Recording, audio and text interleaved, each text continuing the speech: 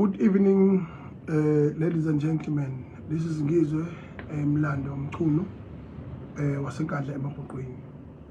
I am the president of the Bhinqa Nation by being appointed by His Majesty the King Misuzulu KwaZulu. I am the president of the Bhinqa Nation and I am the ordinary citizen of South Africa. I have a right of all rules and regulations that govern this country under the Constitution of South African democracy. So it's important that when we get on that stage, we exercise those rights. Gitigini, bantu bakababa, bantu bami, mabhinqa, nabo zonke ingane esizalayo nabafowethu sibalamayo abasebancane nabakhulayo. Iqiniso kumele mabalazi ukuthi umhlaba awuyona into yokudlala. Umhlaba safica abantu abenzi isimangaliso phezu komhlaba. Sifica sebesichazela okunye. Kodwa when you zoom in, you can see ukuthi khona iphutha lenzeka. Mhlazana bese xonga ingonyama emajuda. Bese xonga ingonyama bese xonga ubaba wethu uSteve Biko. Bese xonga ubaba uKhrisani. Yingakho izinto eziningi zingazuzeki phezu kwalelizwe as a result of ukuthi people take everything to heart and kill the vision. But amazwi ashiwo ubaba uKhrisani ubaba uSteve Biko yokuthi you can kill me, but the idea that I live for will live forever. Same thing applies to me. I'm a Zulu by born. I'm fearless. If it happens that I have to challenge my peers that amongst us in the Zulu kingdom, in the Zulu nation, let it be, because the truth of the matter is that our ancestors are watching us. Umuntu nophinda ngene ngekayivuma leyo nto. Ufakazi buvelile ukuthi into engiyikhuluma ekseni izolo. Ngihlaseliwe mina, ngifonelwa ucingo umngami engihlase esho ukuthi kufike imoto eyipholo kwehla abantu bayibiza ngamaphoyisa. Ngamlalela. Ophinda kwafonela ufona umshana wami komunye umuzi wakithi. Wathi kufike imoto eArmera kwehla abantu ababili abanye basale emotweni. Bathi bayazobuza mina ngikuphi. Base bethi ngihamba ngisinda. Emfuna kwalokho manje into eyenzakalayo ngase ngithathe isinqumo soku-addressa i-nation with immediate effect so that I can set the record straight as I did yesterday. Yokuthi asoze umuntu laphinda ngena ivumele yonke. Umuntu laphinda ngena wakwazi ukubekezelela umama kwaMagwaza Msibi. Challenge wavula iqembu lakhe le-NFP. Uze wahamba imama nje ngokuyiphathekela umkhuhlane. Kodwa akazange ahujwe ngesikali. Wakwazi ukuchallengewa ile nkunzi le enadekho le isigwili samabhasi eyino babyface. Awusekho ke manje uface angani mana abhasi asekhona ikhona yona kodwa uface awusekho namabhasi umhlaba nawo asekho. Kodwa ayizange izilokho nje. And wa challengewa insizwa yakwaKhumalo ukhaya. Wazi wayithethisa phambi kwabantu. Kodwa mabethi ke yi awu esigodlweni uthola ukuthi bandawonye. Ngoba umuntu ophinda ngene was the most political genius in our province and in our country, that was born in the Zulu kingdom to protect us and to mold us and to usher us into the greater pastures. And fortunately enough, he got highly learned children and grandchildren. So therefore, I'm setting the record straight ukuthi lokho bengikusho izolo ekseni ubufakazi bakhona nabe belinqama manga buvelile.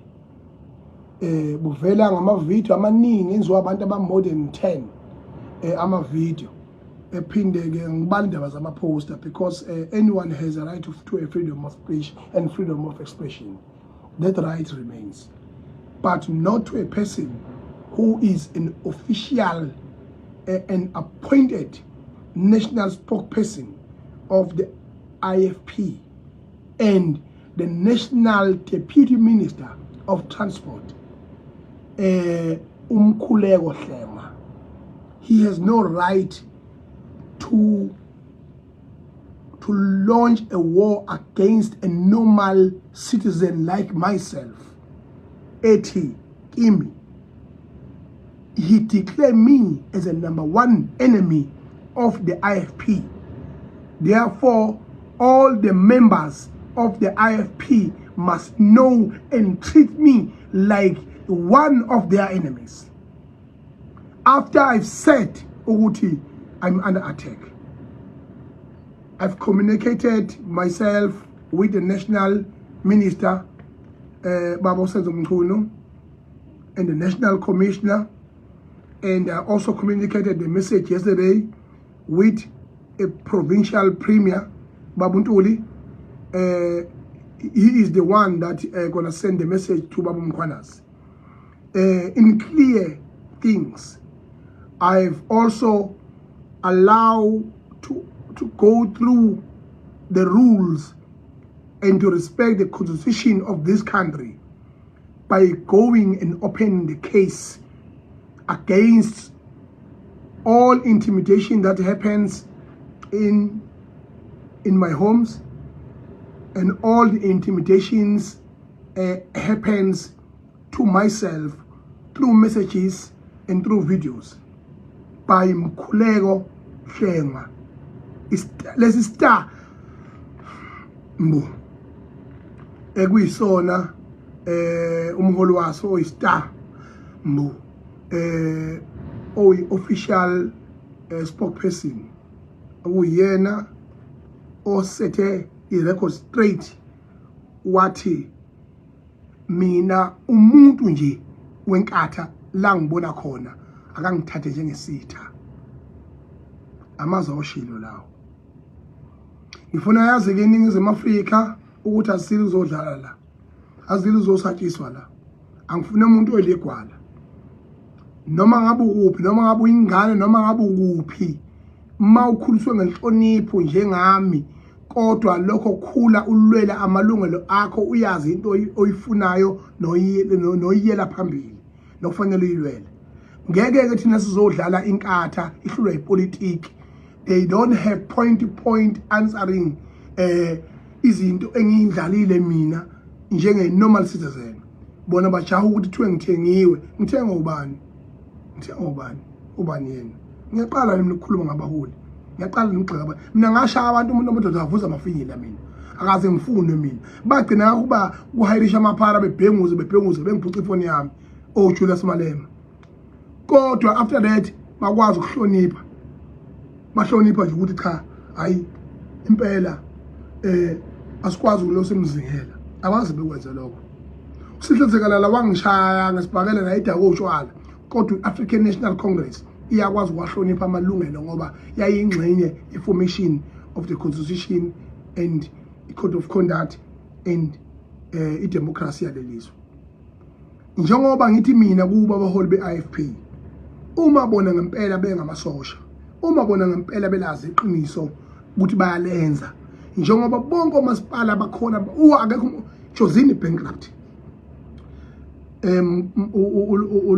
Newcastle bankrupt, Malamodi bankrupt,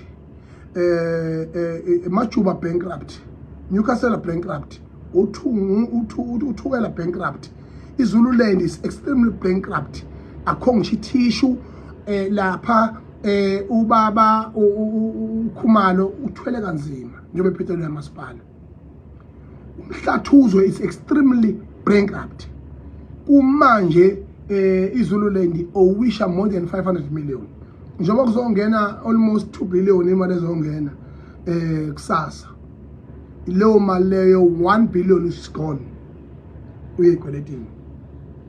And lezo zinto lezo kumele sithule ngazo singasho lutho ngazo. Mina ngibanga isimuntu mathenda angibangisi umuntu umsebenzi, angibangisi umuntu intombi namfazi womuntu nezipatsha zami zabafazi imini obangiswayo niyazazi.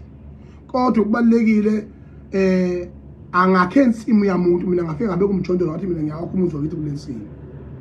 Angikwenzi lokho mina, but I'm being intimidated. I've taken a noble decision to respect the South African law and the constitution to open the case against all my enemies. The leader of them all owenza i-oath wafunga phambi kweparlament lokuthi mina Khuleko Hlengwa ngizoprotecta i-constitution yase-South Africa and ngihloniphe ngayo yonke indlela. Ngiphinde futhi ngisebenze under umthetho sisekelo walelizwe kanye ne-code of conduct yokusebenza as a member of parliament. Uyakwenza lokho, instigated the violence against me. Uthi sa uthi angihlasela ngibulawe, uthi abangithuma uphuthu ngibulawe mina ngidle uphuthu mina luyagoqozwa kumanje labo uphuthu kujabule wonke amalungu enkatha nabakade labagcina nenkatha kade yayigcina neqala nje uyibona na uthi ibhisi impela nje ufuna nongizo. Kodwa iqiniso limile ukuthi cha mina ngiyayithanda inkatha, ngakhula ngayo, ngafundiswa yona esikoleni ubuntu namakhalsi ngafundiswa inkatha, nomntwana ophinda yena ngaphila naye iminyaka bazonginika ibusise ejulileyo. Ngihamba ngiyaphesheya engiphelezela wathi mntanami uhambe nesibusiso sami, uhambe nesibusiso sikaZulu, uhambise nesibusiso sikaZulu ogazi lawo ligijima emthanjeni yami. Kade ngiyogcoba opha phesheya. Wawuphi wena star ndini njalo nje. Ngithe ke mina sekwesikhathi ziyakhala manje, angihlehli angisabi kufa ufuseke la. You can kill me today. The history of our life tells us ukuthi ngisho umbulala namhlanje inkinga inomuntu osele uyogulayo odinga ukuyogezwa uyokunenkinga chaze emndenini isosakathi benenkinga lokhu bakwenzeka kwa-Israel bebuye bebulala iqhawe eliwuhlanya uJesu Kristu namhlanje kusaliwe bakhanda propaganda bathi uvukile wathi wachana udabiwe sasha wathi wakhanda propaganda after 100 years wathi hawu befela izolo zethu wathi wandaniwe sasha namhlanje kusaliwe njalo nje ziyakhala.